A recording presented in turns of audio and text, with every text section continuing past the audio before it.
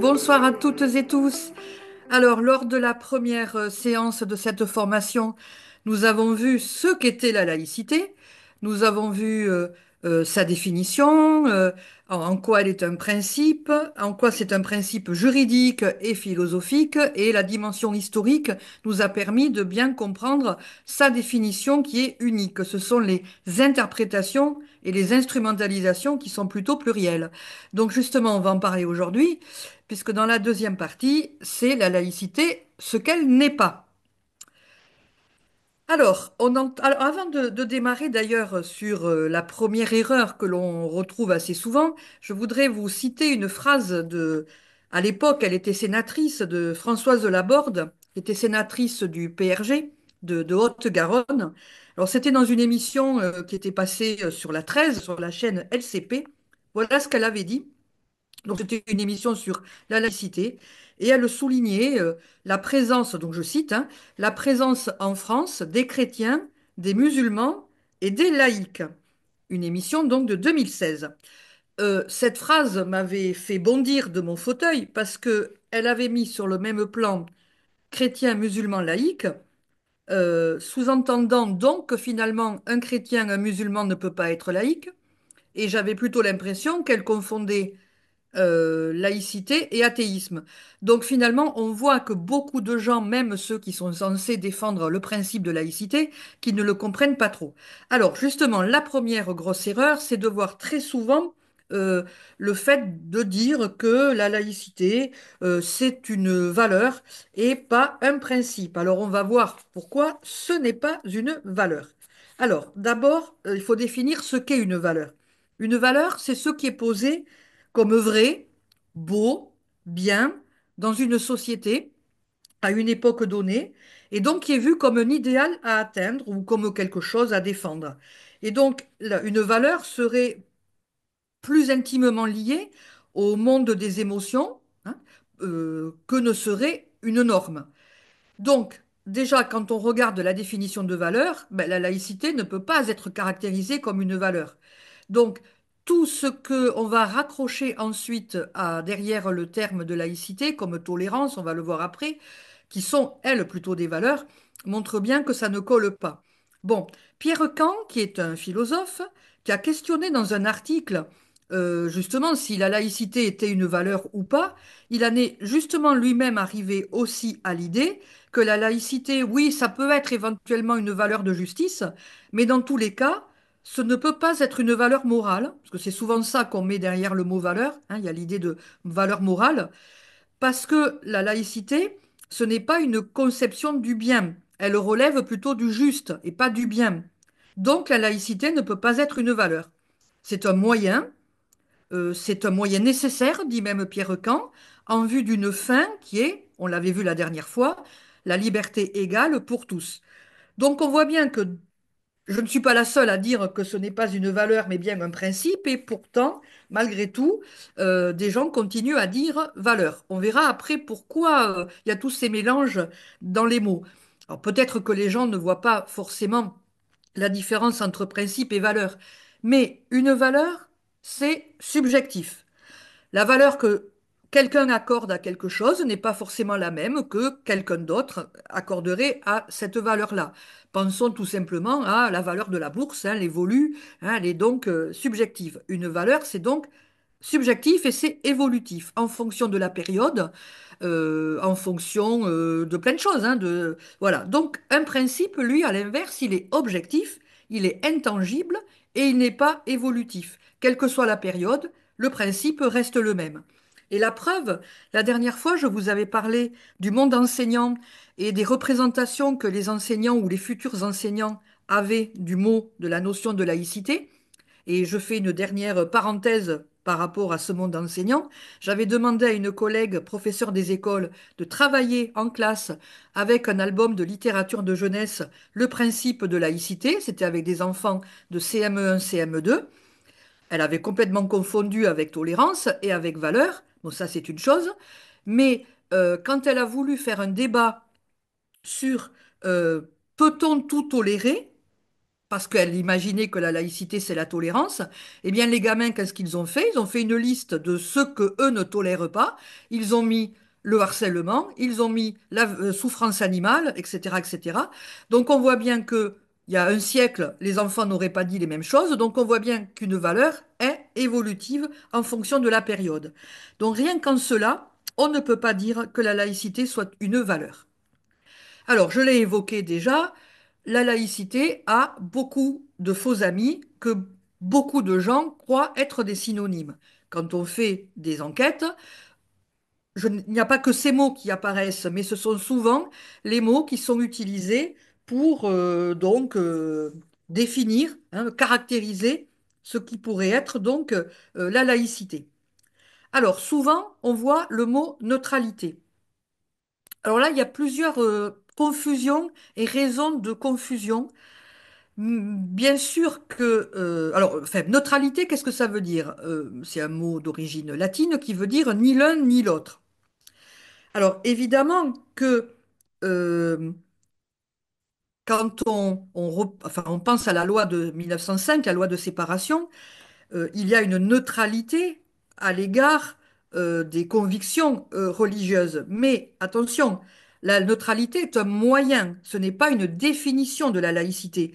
Mais surtout, et c'est là l'autre confusion, c'est que c'est aux agents de l'État, aux fonctionnaires, que la laïcité impose d'être neutre, pas à l'ensemble de la population. Donc là, il y a encore cette confusion. Et puis, l'autre raison, c'est que la laïcité, ben, paradoxalement, elle n'est pas neutre. Elle n'est pas neutre parce qu'elle ne s'oppose, pardon, parce qu'elle s'oppose au cléricalisme. Donc déjà, en cela, elle n'est pas neutre. Et d'autre part, si on considère que la laïcité est neutre, ça voudrait dire qu'elle accepte tout. Or, les croyances, dans un pays laïque, restent soumises à la critique, restent soumises au libre examen. Et justement, c'est pour ça qu'il n'y a pas de délit de blasphème. Alors certes, il y a bien sûr le refus de discrimination entre les citoyens, et l'État est garant de ce refus de discrimination, mais pour autant, on peut critiquer une religion, une croyance. Souvent, dans les recherches, chez les historiens, les sociologues, qui considèrent aussi que le mot neutralité est différent selon les pays, selon les régimes politiques, on se pose la question, que veut dire neutralité? Est-ce que c'est la puissance publique qui doit garantir une absence de religion ou est-ce que la puissance publique doit avoir une représentation équilibrée des religions? C'est pour ça que le mot neutralité ne va pas très bien non plus. Et on verra qu'on peut le raccrocher à des entorses que l'on citera tout à l'heure. L'autre mot qui revient très souvent aussi, c'est le mot de tolérance. Alors, c'est vraiment quelque chose qui m'insupporte de plus en plus. À la fois, on dit tolérance parce qu'on pense que la laïcité est une valeur, mais d'autre part, quel est le problème avec le mot tolérance et pourquoi il ne convient pas du tout? Il faut là aussi revenir à l'étymologie. Alors, le mot tolérance, il vient du latin tolerare, qui veut dire supporter. Alors, apparemment, ce mot apparaît au XVIe siècle et il signifie, je cite un dictionnaire de la langue française, hein, qui dit que supporter, tolérer veut dire, enfin, pardon, tolérer hein, veut dire action de supporter, mais c'est la suite qui est intéressante, patiemment des maux, mots M-A-U-X. Alors, le patiemment est intéressant, hein. Ça veut donc dire que la tolérance suppose un effort, hein. En 1694, le dictionnaire de l'Académie française propose comme définition condescendance, indulgence pour ceux qu'on ne peut empêcher. Et cet emploi se retrouve encore au XVIIIe siècle. Bon, alors Henri Peignoir-Ruiz nous dit qu'il faut faire attention à distinguer la politique de tolérance avec l'éthique de tolérance. Certes, bien sûr. Néanmoins, si on refait encore un peu d'histoire, on comprend que, justement, la politique de tolérance n'a rien à voir avec la laïcité. Vous vous rappelez, quand on avait vu au XVIe et XVIIe siècle qu'il y avait les guerres de religion en France, même en Europe, avec le fait que les catholiques ne supportaient pas l'arrivée du protestantisme, eh bien, ces conflits religieux avaient donc divisé les chrétiens Et l'utilisation du mot tolérance s'applique justement essentiellement au domaine religieux. Et les premiers édits de tolérance, ce sont en fait des édits de pacification en Angleterre et en France. Et là, on voit que la tolérance religieuse commence à acquérir une signification juridique. Alors, c'est quoi cette tolérance religieuse? C'est qu'elle accorde aux protestants le libre exercice de leur culte, mais dans un cadre et selon des conditions qui sont fixées par la loi. Et donc, ça veut dire que la notion de tolérance renvoie à l'acceptation d'un moindre mal. Et donc, cela veut dire que ça intègre, ça suppose une hiérarchie de valeurs entre les croyances. Et forcément, cela exclut l'égalité des droits. Donc on voit bien qu'on n'est pas du tout sur un synonyme du mot laïcité. Les guerres de religion au XVIe et XVIIe siècle, elles révèlent que l'élimination de l'autre est impossible et donc finalement il n'existe que trois options. Soit les chasser, enfin le chasser, l'autre, hein, soit le convertir, soit le tolérer. Donc l'autre, ça peut être le protestant, c'est-à-dire un autre par choix. Ça peut être aussi l'Indien, un autre par essence, hein, qu'on rencontre donc à l'occasion des grandes découvertes, hein. Et on voit bien donc que la notion de tolérance, elle n'est pas vraiment très positive et elle représente plutôt une position politique. Et l'édit de Nantes en 1598 a pour objectif d'établir une coexistence pacifique entre des communautés religieuses, éventuellement ennemies, mais dans tous les cas, l'objectif, ce n'est pas de mettre l'égalité. Alors bien sûr, un des plus grands penseurs de la tolérance, c'est l'anglais John Locke, au XVIIe siècle, qui s'est réfugié en Hollande, et avec sa lettre sur la tolérance, qui a été écrite en 1686, qui étudie les rapports de l'État et de l'Église, il résume finalement des décennies de confrontation, et ce texte, en réalité, c'est une réaction à la pensée de Thomas Hobbes, qui était un penseur lui aussi du XVIIe, qui considérait que, à cause de la multiplicité des religions dans un État, eh bien finalement la paix sociale était devenue impossible. Donc il fallait tolérer les protestants. Bon, d'accord, mais alors certains chercheurs considèrent que la lettre sur la tolérance de Locke annonce les principes de laïcité. Ça, c'est le cas de Philippe Martin. Mais Catherine Kinsler, qui est une philosophe et qui a bien montré la différence entre laïcité et tolérance, elle dit bien qu'attention, il y a un problème chez Locke, c'est que oui, d'accord, il faut tolérer les protestants, mais ce sont les incroyants qui vont lui poser un problème parce qu'ils sont des éléments de rupture et une dissolution du lien social. Hein, je cite donc Locke. Et donc Locke dit que c'est la seule opinion qu'on ne puisse pas tolérer dans une société tolérante. Donc on voit que c'est une tolérance un peu curieuse, hein. L'autre grand penseur de la tolérance, c'est le français Pierre Bayle, qui va lui aussi être réfugié aux Pays-Bas, enfin aux Provinces-Unies à l'époque.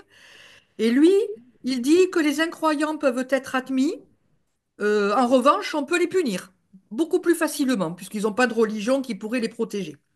Alors après, ce qui est connu comme texte, c'est au XVIIIe, le traité de la tolérance, à l'occasion de la mort de Jean Calas, hein, le traité par Voltaire. C'est un texte qui date de 1763. Alors lui, bien sûr, il va opérer un changement décisif parce qu'il fait basculer la tolérance d'une acceptation qui était, on l'a vu tout à l'heure, plutôt négative, vers une valeur positive. Là, chez Voltaire, comme dans les autres esprits des Lumières, la tolérance s'oppose au fanatisme et elle induit une dose de fraternité, d'humanité. D'accord. Et Rousseau, dans les lettres écrites de la montagne en 1764, il érige à son tour en principe nécessaire l'esprit de tolérance. Il considère que c'est une qualité essentielle du bon souverain. Bon, d'accord. Mais pour autant, un protestant du XVIIIe siècle, que vous connaissez sans doute, qui est Rabot Saint-Étienne, qui est un pasteur protestant, hein, qui est un défenseur de la liberté religieuse, il trouve que le mot tolérance est injurieux, comme je l'ai redit tout à l'heure, parce qu'il suppose une hiérarchie entre les gens. Voilà ce qu'il dit.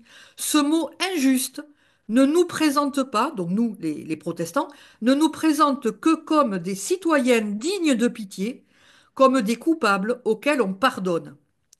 Et donc, il dit que plus que la tolérance, qui est plutôt arbitraire et qui dépend d'un rapport de force, lui, il combat plutôt pour affirmer une liberté de conscience comme un droit. Et là, on voit l'apport de la laïcité. Et comme dit Catherine Kinsler, eh bien, finalement, la, la tolérance, elle est compatible avec une religion officielle, elle est éventuellement applicable dans un contexte multiculturel, elle va permettre les fameux accommodements raisonnables, entre guillemets, hein, dont on parlera tout à l'heure, mais c'est complètement étranger au concept de laïcité, parce que, justement, la laïcité n'impose aucune obligation d'appartenance. Voilà, donc on ne peut pas parler de tolérance quand on veut définir le terme de laïcité. En définitive, on n'a pas besoin de tolérance quand on est dans un État laïque. C'est aussi simple que ça. Alors, l'autre faux ami, qu'on retrouve là aussi très souvent, c'est ce mot ou ce substantif vivre ensemble. Alors, je tiens bien au tiret, parce qu'on peut parler de vivre ensemble en deux mots.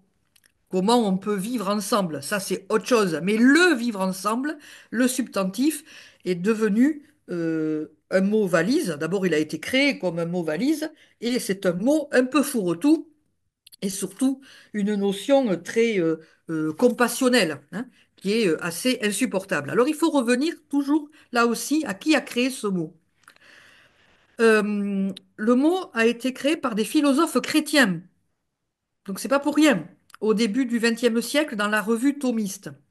Bon, alors après, c'est Roland Barthes qui l'a un peu popularisé, mais il n'y avait pas le tiret. C'était plutôt comment vivre ensemble. C'est pas tout à fait pareil.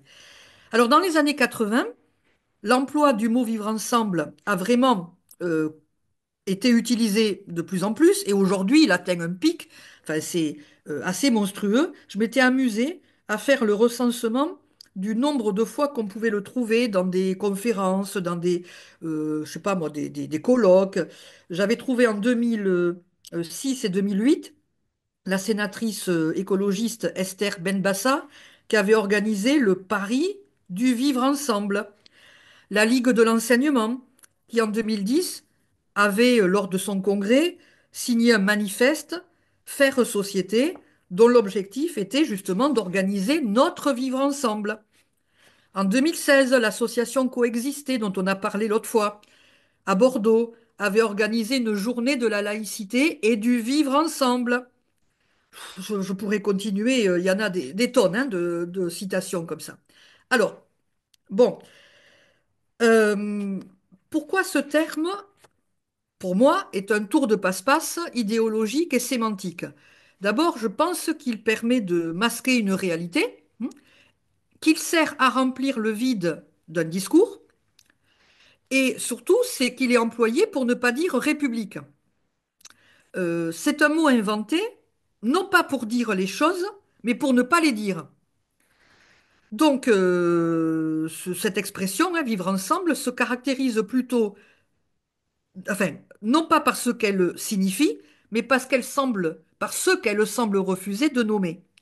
Donc, vous voyez que c'est un mot très vague, très plastique, qui finalement convient à une communication qui évite les jugements sur des faits précis, et c'est un concept qui est pour moi très creux. Et comme ça, comme il est creux, tout le monde peut se l'approprier et mettre ce qu'il veut derrière. Moi, je dis, est-ce que le vivre ensemble, c'est pas tout simplement ce qu'on appelle la République? Hein, dans une République démocratique, qui est un régime qui vise au bien commun, eh ben, on vit facilement ensemble par le seul respect des lois voulues par la majorité des citoyens.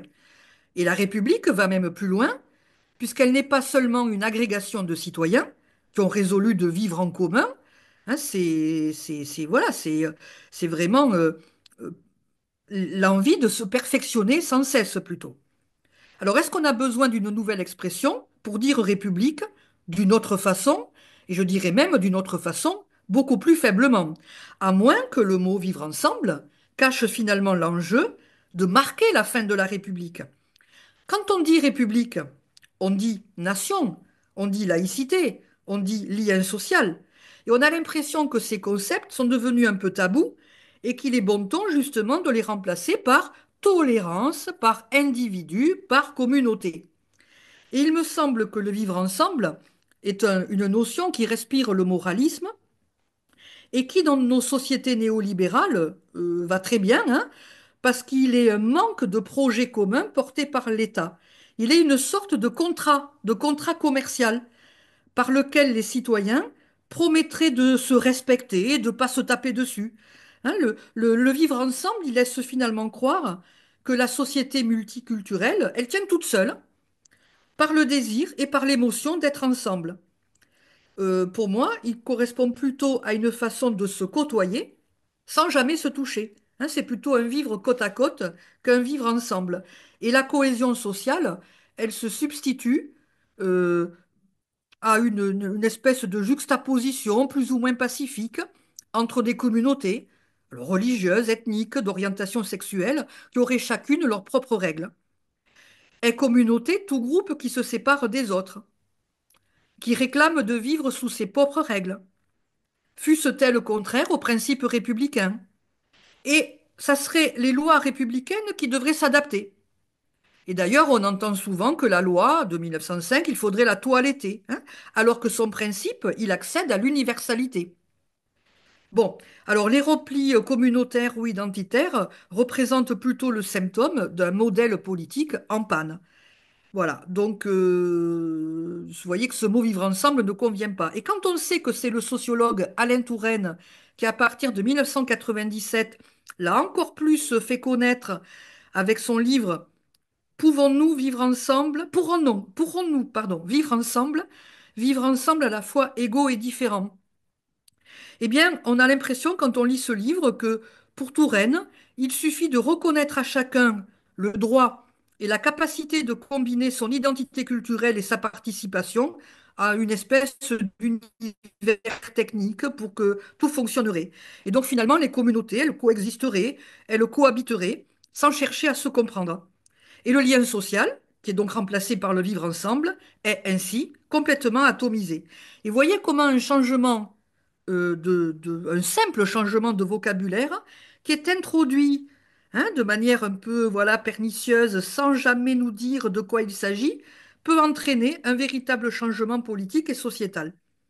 Et donc, je récuse complètement ce mot qui a été totalement initié, ensuite entretenu par ce qu'on appelle la deuxième gauche, et dans laquelle donc se sont engouffrés de nombreux responsables du centre et des droites, pardon, trop contents hein, de s'engouffrer là-dedans.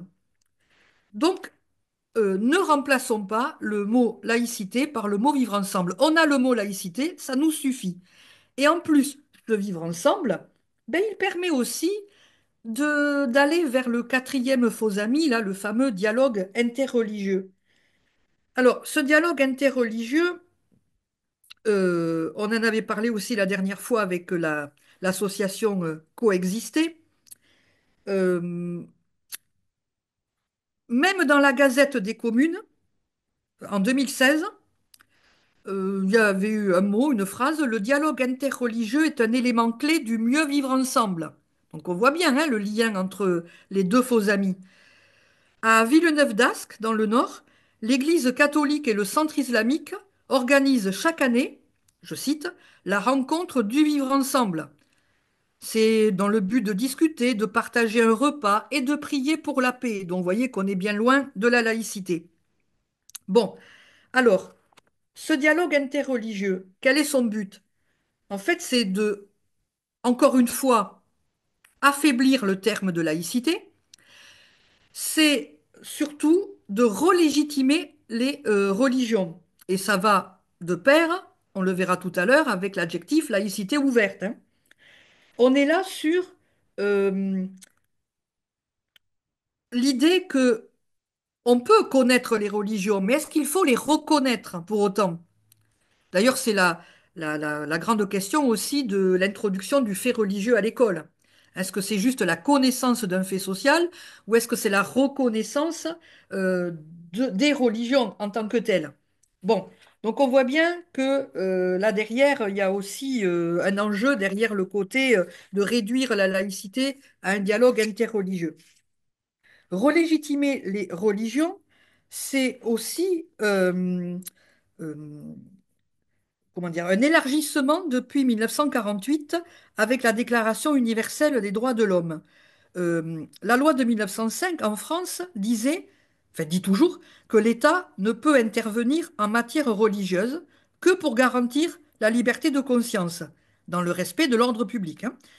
Avec la Déclaration universelle des droits de l'homme en 48, eh bien finalement ce texte ignore la laïcité et elle met sur un même plan, et dans un ordre assez curieux, la liberté de penser, la liberté de conscience, la liberté de religion. Et donc finalement, le dialogue interreligieux redonne une place à plus une liberté religieuse qu'à une liberté de conscience. Or, on avait bien vu que la laïcité garantit la liberté de conscience, hein, et qu'il y a volontairement un trouble, une confusion à faire croire que c'est la liberté religieuse. Bon, et en même temps, en parlant de dialogue interreligieux et en faisant croire que la laïcité serait un moyen, un outil pour dialoguer entre les religions, d'abord on oublie qu'il n'y a pas que des croyants dans un pays, et d'autre part, ça permet aussi de donner de la valeur à un mot que je récuse, qui est le mot de laïcisme, où on emploie après le terme péjoratif de laïcard.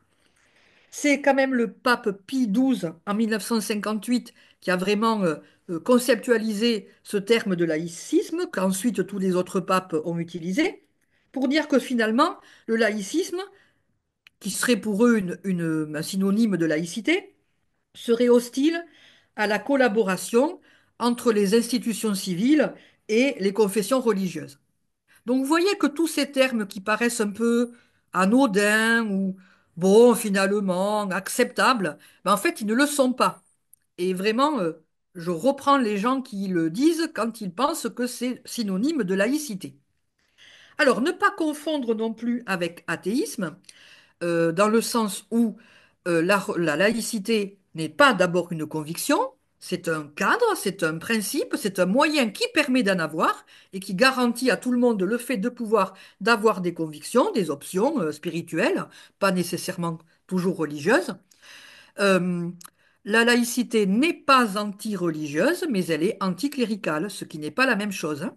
On l'avait dit, anti-religion, c'est s'opposer aux croyances des gens. Or, comme la laïcité permet la liberté de conscience, elle ne s'oppose pas aux croyances. Mais du coup, quand on croit que la laïcité, c'est l'athéisme, il y a aussi une confusion entre service public et espace public dans le sens où, oui, je l'ai redit tout à l'heure, la laïcité impose la neutralité à ses agents, aux fonctionnaires, qui n'ont donc pas à mettre de signes religieux ou à avoir un propos religieux ou politique d'ailleurs, ou à avoir un propos de prosélytisme. À l'inverse, l'espace public, lui, n'est pas régi de la même manière. Les gens ne sont pas tous des agents de l'État. Donc, voilà, il y a quand même cette différence. Et Henri Peignoiris prenait toujours une comparaison entre l'élève qui vient à l'école, puisque depuis la loi de 2004, on a aussi euh, agrandi la neutralisation des agents à ses usagers. Mais il expliquait bien qu'il y a une différence entre les usagers de l'école, qui sont des enfants en construction, alors que l'école est un lieu de quiétude. Et la différence avec la poste, par exemple, où quelqu'un peut venir avec, pas le fonctionnaire, hein, mais l'usager, pour acheter un timbre, il peut venir avec des signes religieux, car lui, il n'est pas dans un endroit comme l'école où on est là pour apprendre. Donc il y a quand même des différences. Alors, depuis quelque temps, la laïcité, enfin déjà, ça remonte maintenant, hein, ça fait presque une quarantaine d'années. La laïcité, elle est de plus en plus adjectivée. Alors, je n'ai pas mis toute la liste des adjectifs parce qu'on ne s'en sortirait pas. J'ai mis les plus significatifs, les plus utilisés. Mais avant de commencer par l'étude de la liste, je reviens à Jean Bobéro. Nous en avons parlé lors de la première séance. Bobéro est plutôt dans une conception de la laïcité plurielle avec un S, hein. Il mettait donc la laïcité avec le pluriel. Mais Il dit que finalement, le fait qu'il y ait des adjectifs ne soit pas si important que ça, n'est pas si grave que ça. Et vous allez voir le, le côté fallacieux de son idée. C'est parce que Marine Le Pen, quand elle parle de laïcité, elle ne l'adjective pas. Et pourtant, elle instrumentalise et elle dénature le concept de laïcité, ce qui est vrai. Et donc Bobéro dit que ce n'est pas parce que le terme de laïcité est adjectivé qu'il est dénaturé. Parce que Marine Le Pen ne l'adjective pas. Et c'est quand même incroyable comme syllogisme. Parce que, oui, peut-être que Le Pen n'adjective pas la laïcité, mais pour autant, ça ne veut pas donner de la valeur au fait d'adjectiver la laïcité.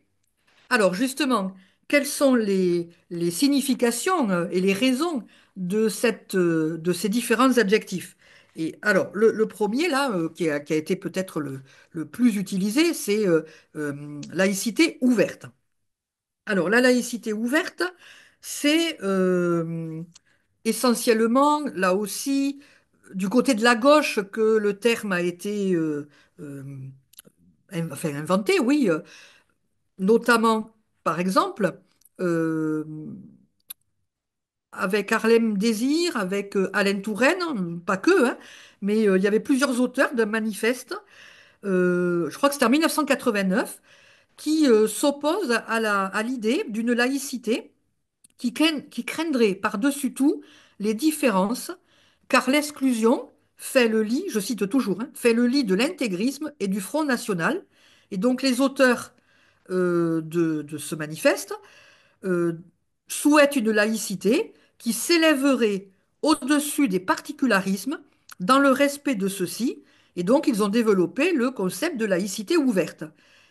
Bon, cette idée de laïcité ouverte reviendrait à dire que l'État laïque a tout intérêt à reconnaître une certaine utilité sociale de la religion. Donc on voit bien que ce terme ne peut pas être utilisé parce que ça rejoint l'idée du vivre ensemble et du dialogue interreligieux où on remet là ou les religions dans le jeu politique et social. La Ligue de l'enseignement, en 1990, a inventé un autre terme qui est l'idée de laïcité plurielle. Alors, il n'a pas toujours été très très bien compris ce terme. On a très vite accusé la Ligue d'être sur la même posture que laïcité ouverte. Alors, elle a elle-même reconnu que le terme était ambigu. Il y a eu un grand débat interne au sein de la Ligue et ce mouvement d'éducation populaire a aujourd'hui abandonné l'expression. Ça ne veut pas dire que tous les ligueurs ont abandonné l'idée. Alors c'était quoi l'objectif? C'était de montrer que aujourd'hui le pays, la France, est de plus en plus diverse culturellement et dans le monde des religions aussi. Et pour être solidaire avec les différentes populations, eh bien, il fallait reconnaître le fait qu'il y avait plusieurs formes de religion, de culture, hein, voire de communauté. Bon, alors voilà, on est quand même là aussi sur une dénaturation du principe de laïcité. Ensuite, il y a le terme, alors là c'est complètement différent, de laïcité positive. Alors je ne sais pas si c'est Nicolas Sarkozy qui est le premier à l'avoir utilisé. Dans tous les cas, c'est cette mouvance, qui est donc plutôt à droite, qui utilise ce terme. Alors là, cela renvoie à des gens qui sont vraiment opposés au principe de séparation, qui sont opposés à la loi de 1905, euh, qui prône une laïcité qui serait dans un héritage de civilisation, je mets ça entre guillemets, hein, légué à la France, essentiellement par la chrétienté. Donc j'ai dit, il y avait Sarkozy, mais on est là aussi sur Christine Boutin, hein, qui voit donc la religion comme un atout et non plus un danger. Et finalement, derrière le terme de laïcité positive, on serait plutôt sur une laïcité finalement identitaire. Alors évidemment, les gens qui voient en quoi la religion chrétienne est un atout oublient l'expulsion des Juifs au Moyen Âge, oublient les croisades, oublient la domination coloniale, oublient les guerres de religion, oublient la mise à mort du chevalier de la Barre, oublient le conflit des deux France, et j'en passe, évidemment, hein. Mais bon, donc là, on glisse sur une idée très identitaire, donc on serait blanc, d'origine judéo-chrétienne, et donc nécessairement dans un héritage qui met en avant la religion chrétienne. Alors, il y a d'autres adjectifs, et en particulier, maintenant, de plus en plus, la laïcité inclusive. Alors, ça rejoint la laïcité ouverte, c'est un peu la même idée, mais c'est relativement nouveau, puisque on parle de plus en plus d'inclusion, donc le mot doit faire chic, hein. Donc, c'est un peu la même idée d'inclure toute cette diversité, et également de dire que la loi de 1905, quand elle a été votée, concernait essentiellement les rapports avec l'Église catholique et donc les chrétiens, enfin catholiques. Elle concernait les églises protestantes, mais elle pouvait concerner évidemment le culte judaïque, mais elle ne concernait pas l'islam, puisque à cette époque-là, il n'y avait pas de musulmans en France. Alors c'est historiquement faux, puisqu'en 1905, il y a des colonies.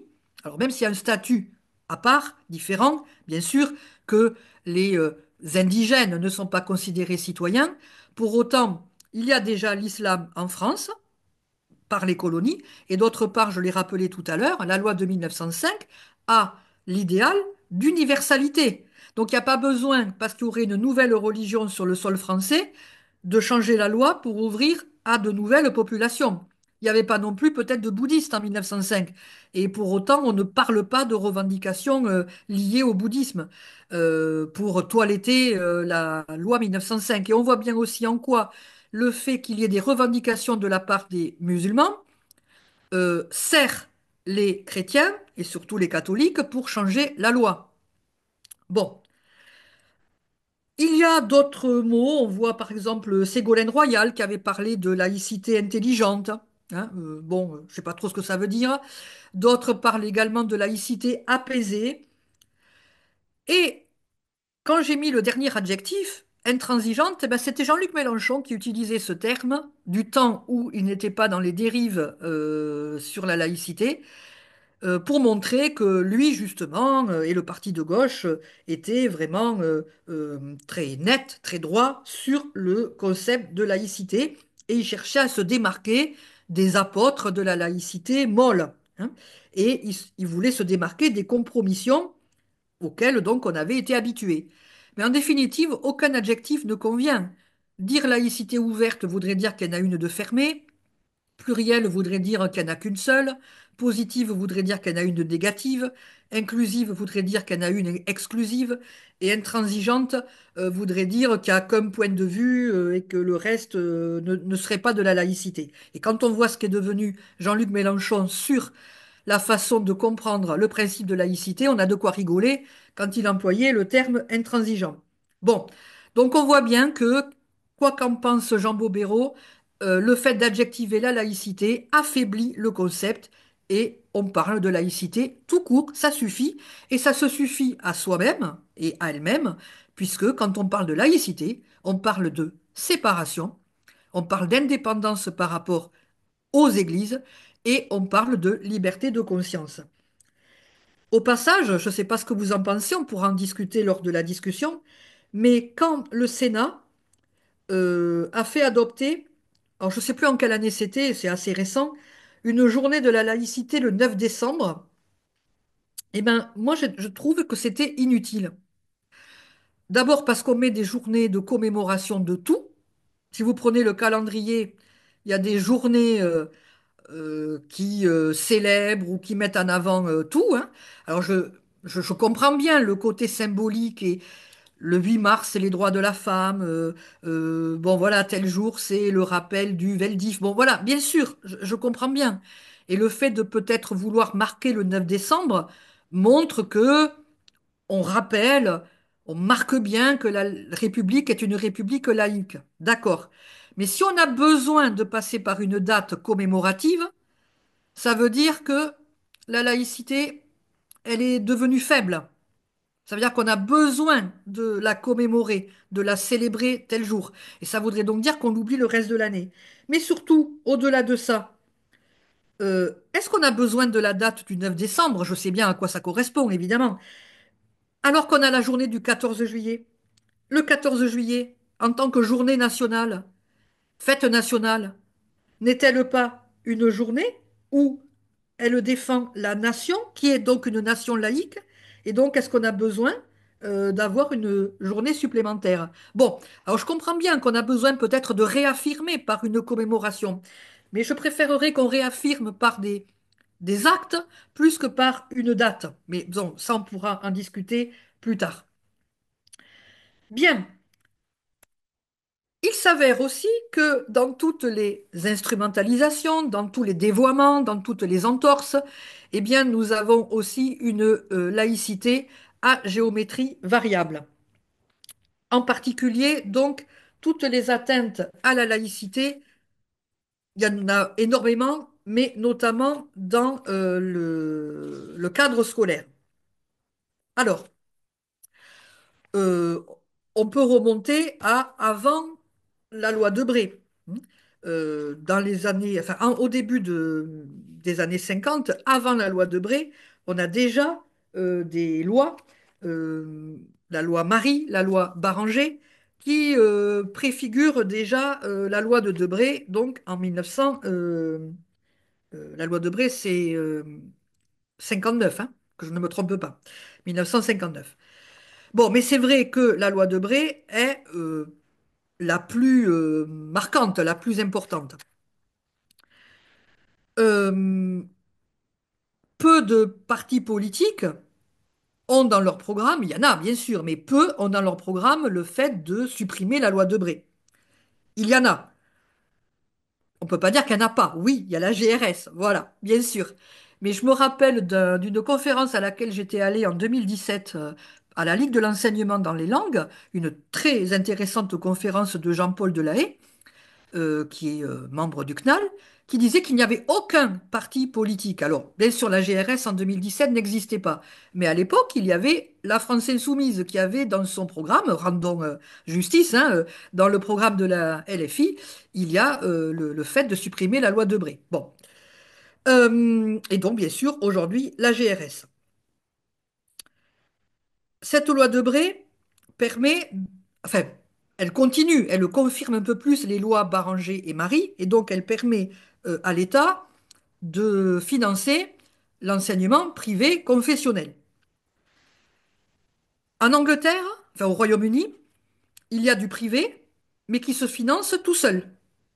Donc il n'y a pas de laïcité, il n'y a pas un régime laïque en Angleterre, mais le privé se finance tout seul.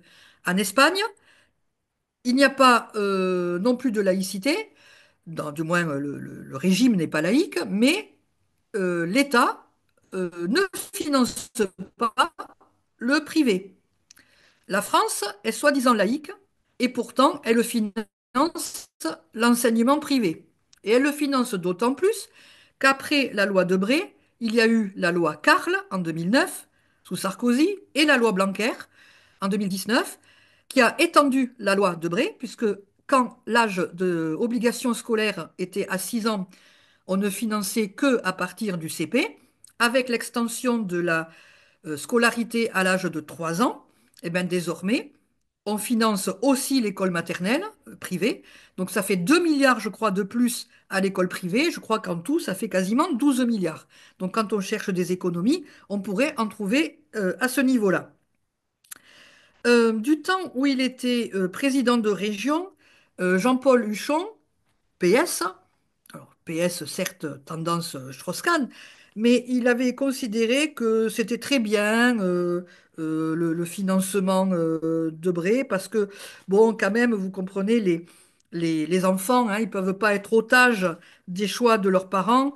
Et donc, ceux qui sont contre la loi de Bré, en fait, ce sont les athées. Voilà, donc là, il y avait encore une, une confusion avec différence entre laïcs et athées. L'autre grosse entorse, c'est le concordat, et j'aurais dû même peut-être écrire les concordats. Parce que bien sûr, le concordat auquel on pense le plus, c'est celui qui concerne l'Alsace et la Moselle. Alors on le sait tous pour quelles raisons il y a ce concordat. Quand en 1905, la loi de séparation a été votée, Alsace et Moselle n'étaient plus françaises, avait été captées par la Prusse. Mais quand en 1918, la France a récupéré les fameuses provinces perdues. Pour autant, la loi de 1905 n'a pas été rétroactive et n'a pas concerné cette partie de la France. Alors en 1924, quand c'était le bloc des gauches qui était au pouvoir, il y avait eu la volonté de supprimer le Concordat, mais on avait peur de rallumer une guerre encore. On venait de sortir de la guerre de 14-18. Donc, par peur de raviver une guerre entre les deux France, finalement, le bloc des gauches a cédé et n'est pas allé jusqu'au bout. Alors, il y a aussi Mayotte qui connaît un concordat. Il y a aussi la Guyane, hein, la Guyane, pardon, qui connaît un concordat. Donc là, on est sur les accommodements raisonnables, justement, déjà, enfin raisonnables ou pas forcément raisonnables, hein. Tout ça est entre guillemets. Donc on voit bien qu'il y a des concordats un peu partout. Ces fameux accommodements raisonnables, c'était notamment Alain Juppé qui en parlait, ben, ça rejoint la laïcité ouverte, ça rejoint le vivre ensemble, cela rejoint le dialogue interreligieux. C'est finalement laisser croire que la laïcité serait trop dure, serait justement trop intransigeante, et qu'il faut s'adapter. Donc il faut adapter la loi à toutes les nouvelles populations et donc les nouvelles religions qui sont sur le sol français. Non, c'est aux populations de s'adapter à la loi. Et je le répète, la loi de 1905, elle est suffisamment libérale et intéressante qu'elle n'a pas besoin d'être toilettée. Mais derrière l'espèce de côté mielleux de dire qu'il faut accommoder pour les musulmans, qu'il faudrait mieux intégrer, il y a derrière surtout un travail de sape des chrétiens pour changer la loi de 1905. Bon, et je cherche une citation, bien sûr, voilà, elle est là, de Manuel Valls, qui quand même lui aussi est un fervent, enfin il se fait passer pour un, un fervent oula, il me reste que 5 minutes, je me dépêche. Un fervent, républicain, laïque, mais en fait, il est pour le concordat lui aussi. Et il dit bien que les valeurs profondes du concordat le satisfont, hein. Donc, je passe. Alors, la catholaïcité, finalement, suit ces accommodements raisonnables, puisque dans la catholaïcité, entre autres, nous avons des élus de la République qui commettent des entorses. On connaît tous les crèches dans les mairies. Alors, il n'y a pas que Robert Ménard, il y a aussi Laurent Wauquiez et d'autres. Mais Ménard, qui est donc le plus, euh, enfin, celui qui passe le plus à la télé par rapport à ça, qui a quand même perdu 11 fois, je crois, en justice et qui recommence à chaque fois à les mettre, voilà ce qu'il dit pour défendre le, les crèches. Il dit d'abord que ceux qui dénoncent les, les crèches, eh ben, ce sont quand même des procès de ceux qui sont contre tout. Et pour lui, la crèche, c'est un moyen de nous retrouver parce qu'il invite les représentants de tous les cultes à inaugurer la crèche dans la mairie de Béziers. Donc, pour lui, c'est la morale, c'est la tolérance. Valeur de morale, hein, tolérance. Donc, vous voyez bien que tolérance ne va pas du tout pour définir le terme de laïcité. Il n'y a pas que Ménard, il est moins connu, mais puisque j'habite Mont-de-Marsan, je me suis fait ce plaisir de vous montrer depuis 2, 3 ans, pas plus, 3, 4 ans, le maire Horizon, Charles Daillot, a trouvé rien de mieux que de pavoiser la mairie tous les mois de décembre par un magnifique calendrier de l'Avent. J'ai beau dire en conseil municipal que le calendrier de l'Avent est un signe religieux, chrétien et que la mairie, c'est la maison commune. Donc, soit on est sur ce côté neutralité à la noix où on mettrait toutes les religions, il y a 186 religions dans le monde, ça va être compliqué, soit on est dans l'absolu respect de la loi de 1905 et la République et ses fonctionnaires et ses élus n'ont pas à afficher une religion sur les autres. Je sais bien qu'on est de culture judéo-chrétienne, mais bon, le calendrier sur la façade de la mairie, c'est un peu fort. Ça serait un commerçant, c'est pas la même chose. On a le choix de ne pas rentrer dans un commerce. La mairie, c'est la maison commune. Et qu'est-ce qu'il me sort comme argument quand je lui explique en quoi ça ne va pas? Il me dit, mais Madame Pio, vous ne voulez pas voir des étoiles dans les yeux des enfants, des étoiles briller. L'argument vraiment démago. Bon, et Frédéric m'a rajouté, et là, il n'y a pas d'étoiles dans les yeux. Voilà, hein. Bon, juste, je précise, c'est une photo de l'hôtel de ville de Pantin là où on a fait notre dernier congrès. En 2006, il y avait des lumières partout, c'était bleu, ça brillait. Enfin Et voilà, voilà, il y a un enfant qui passe devant, il y avait des pingouins voilà, lumineux aussi. tout à Je fait. pense que ça leur aurait beaucoup plu. Voilà, et il y a quand même une conseillère municipale LR qui m'a dit, mais vous n'allez pas nous supprimer Noël quand même. Voilà, on voit bien la confusion extrême, hein. Mais j'en termine avec quand même les autres et les nouvelles entorses, les nouvelles dérives, celles auxquelles on ne s'attendait pas, dans notre camp au sens large, c'est-à-dire celui de la gauche, où on a un nouveau front finalement d'opposition, euh, avec des anti-laïcs, avec des anti-universalistes. Et j'aurais pu faire la liste de toutes les associations qui sont contaminées par ces dérives. Alors, on a parlé tout à l'heure, Ligue de l'enseignement, etc., avec laïcité plurielle, mais voilà, on voit qu'on a des fractures.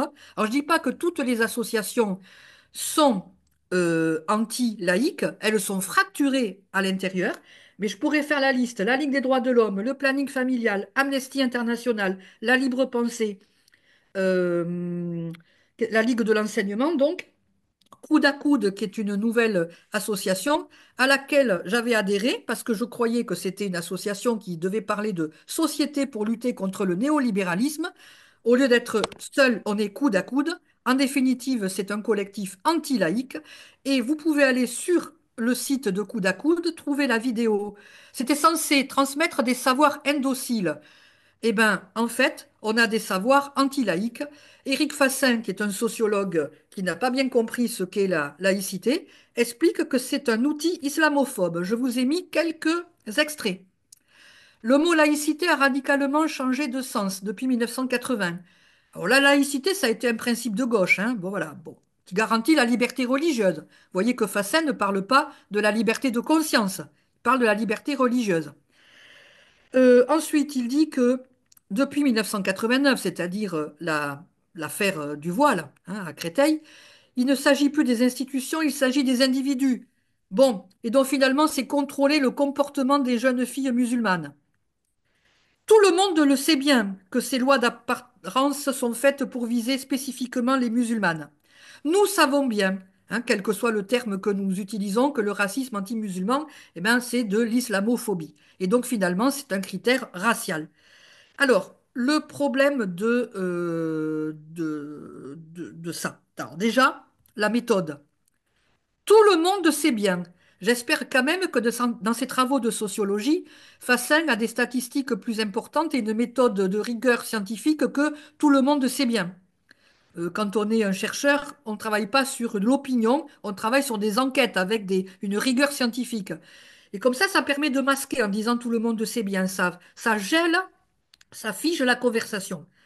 Euh, Ensuite, contrôler le comportement des jeunes filles musulmanes. Je suis désolée, mais la loi, parce qu'il vise surtout l'école et la loi de 2004, mais ce n'est pas la loi contre le voile, c'est la loi contre les signes, donc même aussi ceux des garçons.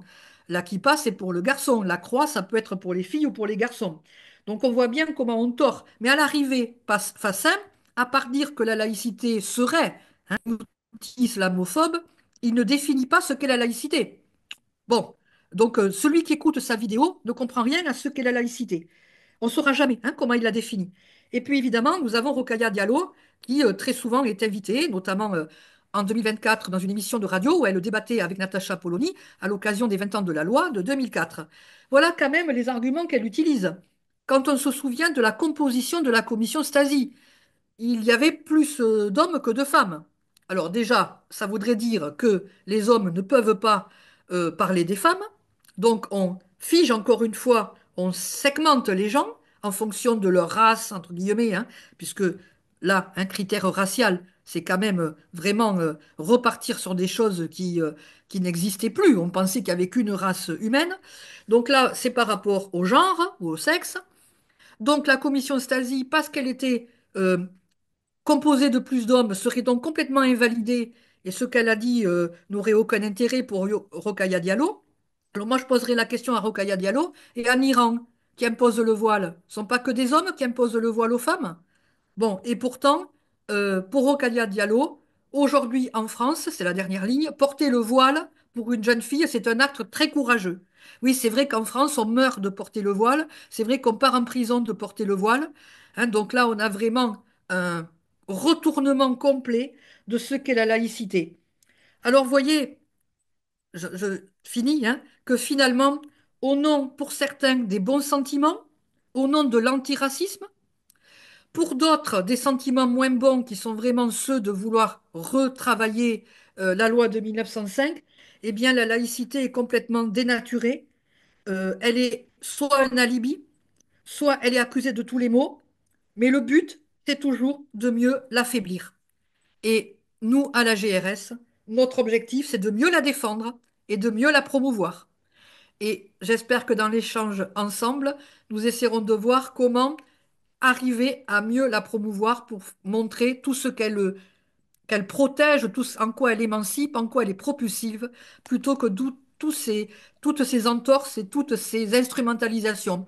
Néanmoins, je me mets à la place des gens qui ne peuvent pas comprendre ce qu'est la laïcité quand on voit toutes ces entorses, quand on voit toutes ces dérives qui viennent de tous les bords, d'extrême droite, de droite et d'une partie, hélas, de la gauche. Voilà. J'en ai fini, j'ai forcément oublié plein de choses pour tenir le délai, mais dans l'échange, on aura l'occasion peut-être de continuer. Voilà, merci beaucoup Céline pour ton intervention.